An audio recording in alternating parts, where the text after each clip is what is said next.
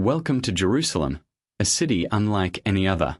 For 5 millennia, it has stood as a beacon of faith, a cradle of civilization, and a testament to human resilience. Its very name, derived from ancient roots, evokes peace, yet its history is a complex tapestry woven with threads of devotion, conflict, and enduring hope. This city has witnessed the birth of religions, the rise and fall of empires, and the relentless march of time.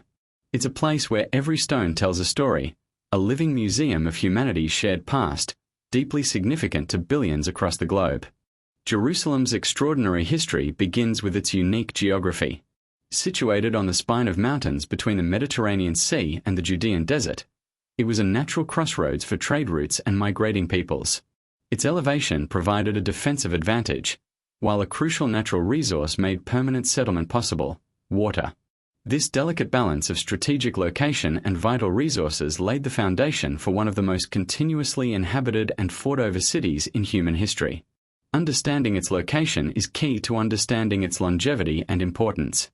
The earliest known settlements in Jerusalem clustered around a vital water source, the Gihon Spring. Unlike many other ancient cities that relied on seasonal rains or distant rivers, Jerusalem possessed a perennial spring that flowed from beneath its hills.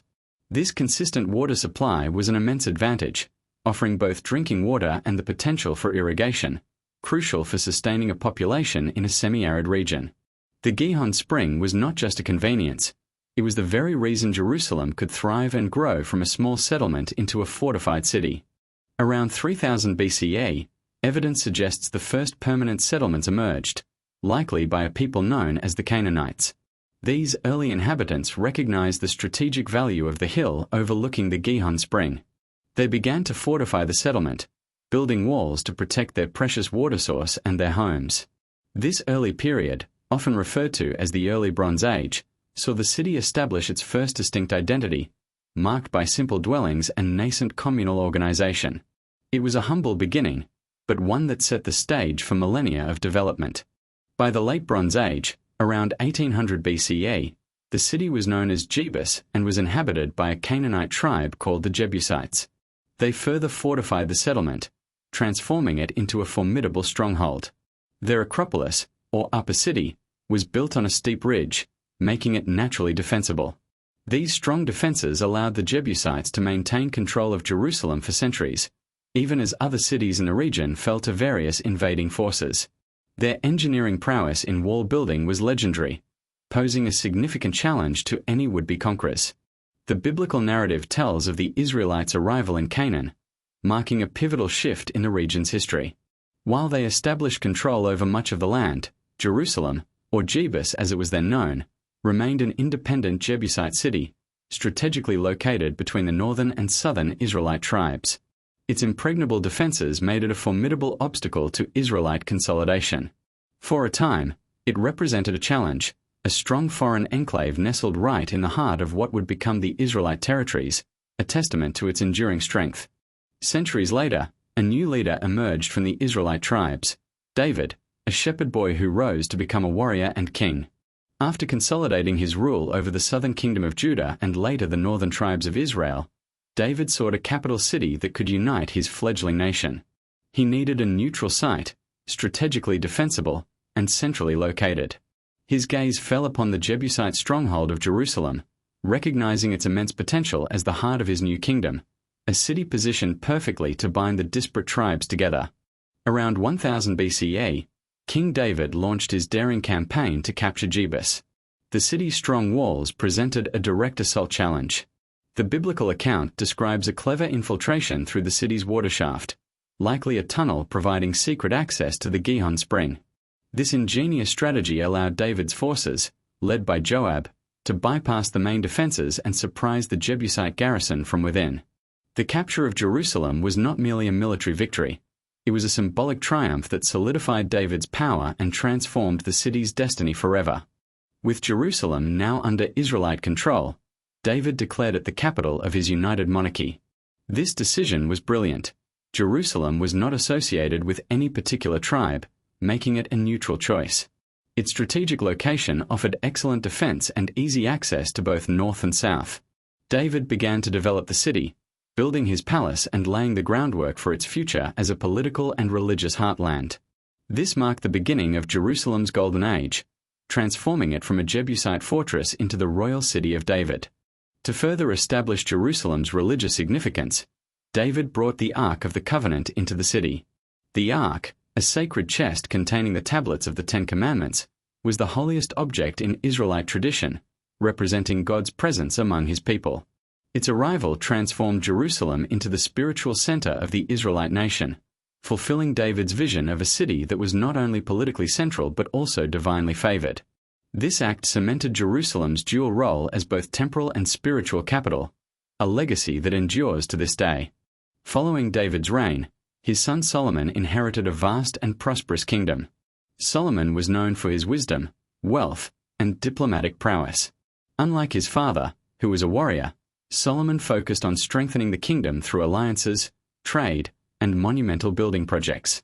His reign ushered in a period of unprecedented peace and prosperity, allowing him to embark on the most ambitious construction project in Jerusalem's early history, the building of a magnificent temple, a permanent dwelling place for the Ark of the Covenant and the God of Israel.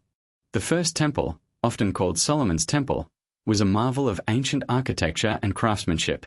Located on Mount Moriah, north of David's original city, its construction required immense resources and skilled artisans, some brought from Phoenicia.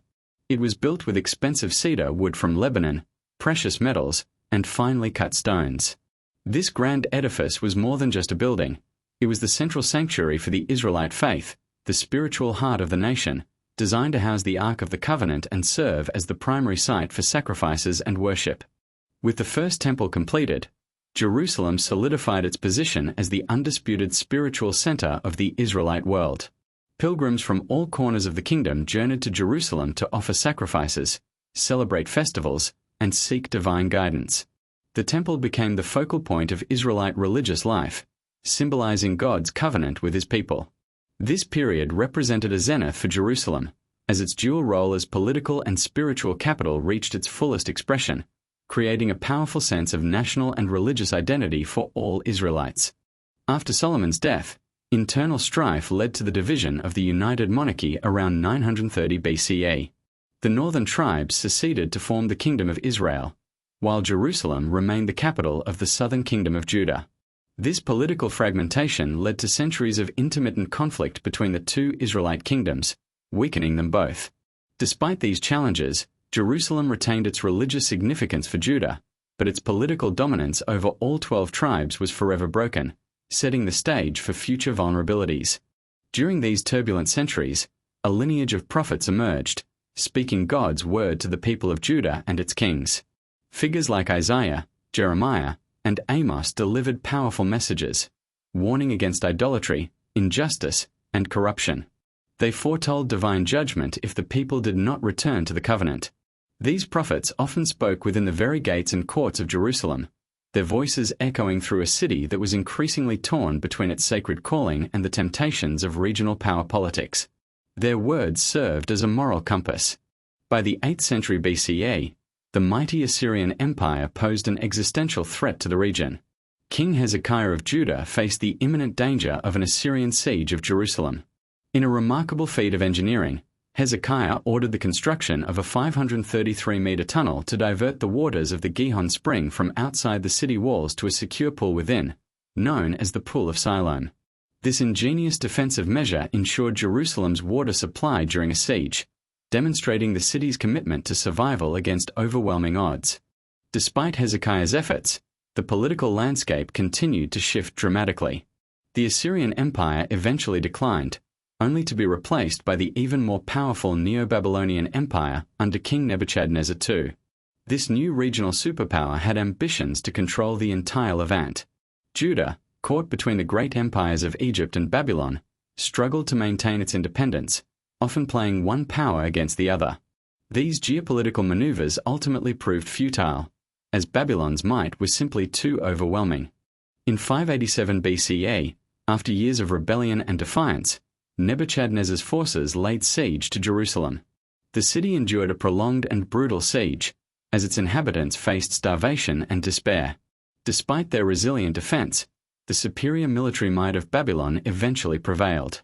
The city walls, which had stood for centuries, were breached, marking a tragic turning point in Jerusalem's history. This was not just a military defeat, it was a profound trauma for the people, shaking the very foundations of their nation and faith. The aftermath of the siege was catastrophic. The Babylonians systematically plundered and destroyed Jerusalem, burning the royal palace, the city's homes, and most significantly, Solomon's magnificent First Temple. This act of destruction, deeply traumatic for the Jewish people, stripped them of their central place of worship and the tangible symbol of God's presence. The loss of the temple was an immense blow, forever altering the course of Jewish religious practice and national identity. It was a moment of profound despair and disbelief. Following the destruction, the surviving elite and skilled craftsmen of Jerusalem were forcibly deported to Babylon. This period, known as the Babylonian exile, was a time of immense hardship and spiritual crisis. Stripped of their land, their temple, and their political independence, the Jewish people faced the challenge of maintaining their identity in a foreign land. However, rather than disappearing, the experience of exile ultimately strengthened their resolve and deepened their religious convictions, laying the groundwork for a more robust form of Judaism. Despite the despair, the Jewish exiles in Babylon maintained their faith and cultural practices. They gathered in synagogues, studied their sacred texts, and longed for their return to Zion. Prophets like Ezekiel offered messages of hope and restoration, envisioning a rebuilt Jerusalem and a renewed covenant. This period was crucial in the development of Jewish identity, shifting focus from a centralized temple cult to the study of Torah and communal prayer. This resilience ensured that Jerusalem, though desolate, remained alive in the hearts and minds of its people. History, however, continued its relentless cycle of empires. In 539 BCE, the mighty Neo-Babylonian Empire fell to the burgeoning Persian Empire, led by its visionary founder, Cyrus the Great. Cyrus adopted a policy of religious tolerance and repatriation for conquered peoples, a stark contrast to the brutal policies of his predecessors. This benevolent approach would have profound implications for the Jewish exiles, offering them a chance to return home and rebuild their devastated city and spiritual center, igniting a flicker of hope after decades of despair. In 538 BCE, Cyrus issued a decree permitting the Jewish exiles to return to Judah and rebuild their temple in Jerusalem. This historic proclamation, recorded in biblical texts, allowed for a wave of exiles to make the arduous journey back to their homeland. While not all returned, those who did were driven by a profound spiritual commitment to restore their sacred city. This marked the end of the Babylonian exile and the beginning of the Second Temple period, a new chapter forged in hope and determination to reclaim their heritage. The returning exiles, led by figures like Zerubbabel and later Ezra and Nehemiah, faced enormous challenges. Jerusalem lay in ruins, its defenses shattered. Their first priority was to rebuild the temple. Despite poverty, opposition from local peoples, and internal squabbles, the work slowly progressed. After decades of effort, the Second Temple was finally completed in 516 BCE. While it did not match the grandeur of Solomon's original, it restored the spiritual heart of the Jewish people, a symbol of their renewed covenant and perseverance. Alongside the temple's reconstruction, the city of Jerusalem itself needed rebuilding and defense. Nehemiah, a Jewish official in the Persian court, received permission to return and oversee the reconstruction of Jerusalem's walls. Facing ridicule and threats from hostile neighbors, Nehemiah organized the people to work tirelessly, often with a sword in one hand and a trowel in the other. In an astonishingly short period, the walls were completed, providing physical security and restoring a sense of dignity and order to the vulnerable city. This act was crucial for the city's resurgence. With the conquest of the Persian Empire by Alexander the Great in the late 4th century BCE, a new cultural force swept across the ancient world: Hellenism, the spread of Greek language, culture, and philosophy. Jerusalem, like other cities in the Levant, came under Greek influence. This led to a fascinating cultural clash, as some Jews embraced Hellenistic ways, adopting Greek names and customs, while others vehemently resisted, seeing it as a threat to their religious traditions. The city became a microcosm of this wider cultural tension. The tensions escalated dramatically under the rule of the Seleucid Greek king, Antiochus IV Epiphanes, in the 2nd century BCE. Antiochus, in his zeal to unify his empire under Hellenistic culture, aggressively attempted to suppress Jewish religious practices. He desecrated the Second Temple, dedicating it to Zeus and outlawing key Jewish rituals. This extreme persecution provoked outrage and ignited a fierce resistance among the Jewish population, leading to one of the most significant periods of armed struggle in their history. The oppression by Antiochus sparked the Maccabean Revolt, a rebellion led by Judah Maccabee and his family, the Hasmoneans. Though heavily outnumbered, the Maccabees waged a successful guerrilla war against the Seleucid forces, driven by a fervent desire to preserve their faith and reclaim their sacred spaces. Their victory, celebrated annually during the festival of Hanukkah, was a remarkable triumph for religious freedom and national identity. It demonstrated the unwavering commitment of the Jewish people to their traditions, even in the face of overwhelming odds. The success of the Maccabean Revolt led to the establishment of the Hasmonean dynasty, an independent Jewish kingdom that ruled Jerusalem and Judea for about a century, from 140 to 63 BCE. This was a rare period of Jewish self-rule, a time when the temple was rededicated and traditional practices restored. The Hasmoneans expanded their territory and rebuilt the city, but internal conflicts and power struggles ultimately weakened the kingdom, leaving it vulnerable to the emerging superpower of the Mediterranean world, Rome. In 63 BCE, the Roman general Pompey the Great arrived in Levant, drawn into the region's political turmoil by the Hasmonean dynastic disputes. He besieged Jerusalem and, after a 3-month struggle, captured the city, marking the end of Jewish independence. Pompey famously entered the Holy of Holies in the temple, a sacrilegious act that deeply offended the Jewish population. Jerusalem was now integrated into the vast Roman Republic, becoming a client state, and a new era of Roman influence and control began. Under Roman rule, a pivotal figure emerged, Herod the Great. An Idumean who converted to Judaism, Herod was appointed king of the Jews by the Romans in 37 BCE. While a ruthless ruler, notorious for his paranoia and cruelty, he was also an ambitious builder. Herod initiated massive public works projects across his kingdom, most notably an extensive rebuilding and expansion of the Second Temple in Jerusalem, transforming it into one of the most magnificent structures of the ancient world. His reign marked a period of immense architectural grandeur. Herod's temple complex was a breathtaking sight, greatly exceeding the size and splendor of the original Second Temple. He expanded the Temple Mount platform, creating a vast esplanade that could accommodate tens of thousands of pilgrims. The temple itself was clad in white marble and adorned with gold, shimmering under the Judean sun. This monumental structure became a major pilgrimage destination, drawing Jews from across the Roman Empire. It was during this period of Herodian magnificence that Jesus of Nazareth walked the streets of Jerusalem. The Jerusalem of Jesus' time was a bustling, vibrant city, a melting pot of cultures under Roman rule. Pilgrims swelled its population during festivals, creating an atmosphere of intense religious fervor. Yet, beneath the surface, political and religious tensions simmered. Roman prefects, Jewish priestly aristocracy, and various Jewish sects like the Pharisees and Sadducees navigated a complex power dynamic. Jesus' teachings and actions in Jerusalem, particularly his critiques of the temple establishment, would set the stage for events that profoundly impacted world history. Despite Herod's grand projects, Roman rule was often harsh, characterized by heavy taxation, cultural insensitivity, and religious clashes. The Jewish population, accustomed to periods of independence, increasingly chafed under foreign domination. Numerous localized revolts and acts of defiance flared up throughout the 1st century CE. These escalating tensions, fueled by messianic expectations and a longing for freedom, created an explosive atmosphere, setting the stage for a catastrophic confrontation between the powerful Roman Empire and a determined, yet divided, Jewish nation.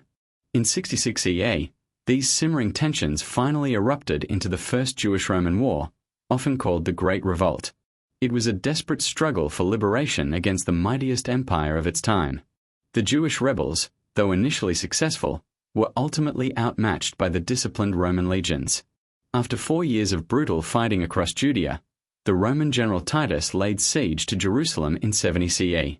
The city, already weakened by internal factionalism and starvation, faced a dire fate as Roman siege engines relentlessly pounded its formidable walls. In 70 CE, the Romans breached Jerusalem's walls and systematically destroyed the city. Herod's magnificent temple, the spiritual heart of Judaism for over 5 centuries, was utterly annihilated, its stones toppled and its treasures plundered. This second destruction of the temple was an even greater catastrophe than the first, marking the end of the Second Temple period and a profound shift in Jewish history. The Western Wall, or Kotel, remains as a surviving remnant of the Temple Mount retaining wall, a poignant reminder of this immense loss. After the Great Revolt, Jerusalem lay in ruins for decades. In 135 CE, following a second major Jewish rebellion known as the Bar Kokhba Revolt, the Roman Emperor Hadrian decided to rebuild Jerusalem as a pagan Roman city, renamed Aelia Capitolina.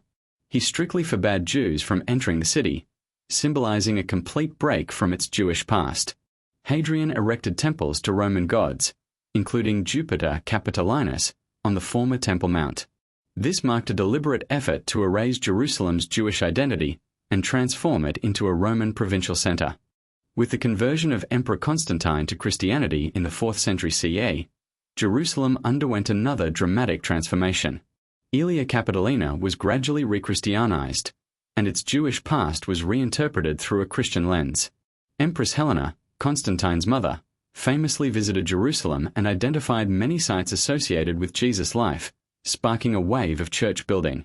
Jerusalem became a premier pilgrimage destination for Christians worldwide, with grand basilicas and monasteries dotting the landscape, solidifying its status as a Christian holy city. In the early 7th century, the Byzantine Empire, weakened by internal strife, faced a resurgent Persian Sassanid Empire. In 614 CE, the Persians captured Jerusalem after a brief but fierce siege. This conquest was a devastating blow to Christian pilgrims and residents, as many churches were destroyed, and the true cross was reportedly carried off to Persia. Though the Byzantines would briefly reclaim the city, this Persian interlude highlighted Jerusalem's ongoing vulnerability and its strategic importance to regional powers, foreshadowing even greater shifts to come. The mid-7th century brought another monumental shift with the rapid expansion of the nascent Islamic Empire. In 637 CE, Jerusalem was peacefully surrendered to the Rashidun Caliph Umar ibn al-Khattab. According to tradition, Umar entered the city humbly and established policies of tolerance, allowing Christians and Jews to continue their worship, albeit under Muslim rule. This marked the beginning of Jerusalem's long and rich history as an Islamic holy city, revered as the farthest mosque mentioned in the Quran, and a pivotal site in early Islamic narratives. Under the Umayyad Caliph Abd al-Malik, Jerusalem gained one of its most iconic structures, the Dome of the Rock. Completed in 691 CE, this stunning shrine, with its distinctive golden dome, was built over the foundation stone, sacred to both Jews and Muslims. For Jews, it's the site of the Holy of Holies. For Muslims, it's believed to be where Prophet Muhammad ascended to heaven. The Dome of the Rock was not a mosque, but a magnificent architectural statement, showcasing the power and glory of the new Islamic Empire, and making Jerusalem an undeniable center of Islamic devotion. Adjacent to the Dome of the Rock, on the expansive platform known as Haram al-Sharif, or the Noble Sanctuary, stands the Al-Aqsa Mosque. This mosque, also built during the Umayyad period, is the third holiest site in Islam. Its name, the Farthest Mosque, is directly linked to the Quranic narrative of the Prophet Muhammad's night journey, Isra and Mi'raj, where he traveled from Mecca to Jerusalem and ascended to heaven. Al-Aqsa became a vital place of prayer and learning, further cementing Jerusalem's profound significance within the Islamic faith. For over 4 centuries, Jerusalem thrived under various Muslim dynasties, generally maintaining a degree of religious tolerance. However, in the late 11th century, rising tensions between the Islamic world and Western Europe, coupled with Byzantine appeals for aid, ignited a new era of conflict, the Crusades. Driven by religious fervor and political ambition, European Christians launched military campaigns to reclaim Jerusalem and the Holy Land from Muslim rule, believing it was their divine right to control the city where Jesus had walked. In 1099, after a brutal siege, the armies of the First Crusade captured Jerusalem. The conquest was marked by a horrific massacre of most of the city's Muslim and Jewish inhabitants, a stark contrast to Umar's earlier peaceful entry. The Crusaders established the Latin Kingdom of Jerusalem, transforming many mosques into churches and imposing a feudal system of governance. This period of Crusader rule, though lasting less than a century in Jerusalem itself, left an indelible mark on the city's physical and cultural landscape, forever changing its multi-faith dynamic. The Crusader hold on Jerusalem was ultimately challenged by Saladin, a formidable Muslim sultan. A brilliant military strategist and renowned for his chivalry, Saladin unified the various Muslim factions and launched a powerful counteroffensive. In 1187, after the decisive Battle of Hattin, Saladin laid siege to Jerusalem. Unlike the Crusader conquest, Saladin offered terms of surrender, allowing most of the Christian population to leave peacefully upon payment of a ransom. His recapture of Jerusalem was a major victory for the Islamic world. Following Saladin's victory, Jerusalem eventually came under the rule of the Mamluks, a powerful Islamic dynasty that originated in Egypt. From the mid-13th to the early 16th century, the Mamluks contributed significantly to Jerusalem's architectural and religious landscape. They focused on rebuilding and beautifying the city, constructing numerous madrasas, hospices, and suqs, or marketplaces. This era saw the restoration of many Islamic holy sites and the establishment of an infrastructure that supported pilgrims and scholars, enhancing Jerusalem's role as a center of Islamic learning. In 1517, the Mamluks were conquered by the rising power of the Ottoman Empire, which established a vast dominion stretching across the Middle East, North Africa, and Eastern Europe. Jerusalem became an important provincial center within this immense empire, enjoying a period of relative stability and peace for over 4 centuries. The Ottomans, like previous Muslim rulers, respected the city's holiness for all 3 Abrahamic faiths, overseeing its administration and safeguarding its diverse religious communities.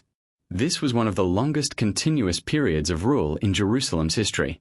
The most visible legacy of Ottoman rule in Jerusalem is undoubtedly the magnificent city walls that encircle the old city today.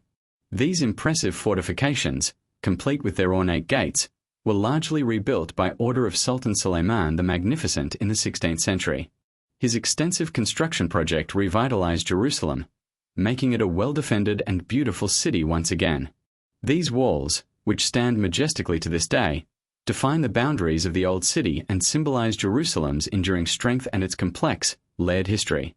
The long period of Ottoman rule over Jerusalem came to an end with World War I. In 1917, British forces, led by General Edmund Allenby, captured Jerusalem from the Ottomans. Following the war, the League of Nations granted Britain a mandate to administer Palestine, including Jerusalem.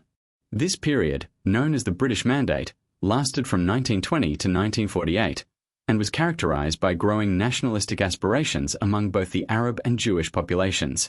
The British struggled to navigate the escalating tensions, setting the stage for future conflicts over the city's fate. The 20th century transformed Jerusalem into a focal point of intense geopolitical and religious conflict.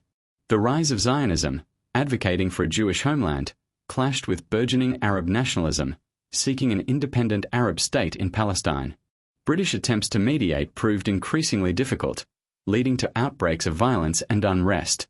As the British Mandate drew to a close after World War II and the horrors of the Holocaust, the fate of Jerusalem and the land became a matter of international concern, escalating into a major global issue. In 1948, following the end of the British Mandate and the declaration of the State of Israel, the First Arab-Israeli War broke out. The fighting led to Jerusalem being tragically divided. West Jerusalem came under Israeli control, while East Jerusalem, including the Old City and its holy sites, was controlled by Jordan. This division lasted until the 1967 Six-Day War, when Israel captured East Jerusalem, reunifying the city under its control. These 2 wars profoundly altered the city's demographics, political status, and physical landscape, creating new layers of complexity. Today, Jerusalem remains a city of profound religious, cultural, and political significance. It serves as the capital of Israel, while Palestinians envision East Jerusalem as the capital of their future state. Its ancient streets continue to buzz with pilgrims and worshippers from Judaism, Christianity, and Islam, each faith holding deep reverence for its sacred sites. The city's current status is a central, and often contentious, issue in the Israeli-Palestinian conflict, symbolizing national aspirations and religious heritage for millions worldwide. Looking back over 5,000 years, Jerusalem's history is a rich and complex tapestry of civilizations, empires, and spiritual movements. From the earliest Canaanite settlements to its role in today's global landscape, the city has been continuously built upon, destroyed, and rebuilt, each layer contributing to its unparalleled depth. It stands as a powerful reminder of humanity's enduring quest for meaning, for connection to the divine, and for a place to call home. This constant evolution, this layering of cultures, is what makes Jerusalem truly unique. More than just a city, Jerusalem is a concept, a profound idea sacred to billions across the globe. For Jews, it is Zion, the eternal capital and the site of the temples. For Christians, it is the place of Jesus' crucifixion and resurrection. For Muslims, it is Al-Quds, the third holiest city and the site of the Prophet Muhammad's miraculous journey. This shared, yet distinct, reverence has ensured its prominence throughout history, making it a powerful symbol of faith, longing, and identity for diverse communities worldwide, a testament to its spiritual power. Jerusalem's story is far from over. As it faces the challenges of the 21st century, it continues to be a place of both profound peace and deep contention. Its future, like its past, will undoubtedly be shaped by the interplay of faith, politics, and the enduring human spirit. To understand Jerusalem is to understand a significant part of human civilization itself, its struggles, its achievements, and its dreams. We hope this journey through its 5 millennia has offered you a deeper appreciation for this truly extraordinary and timeless city.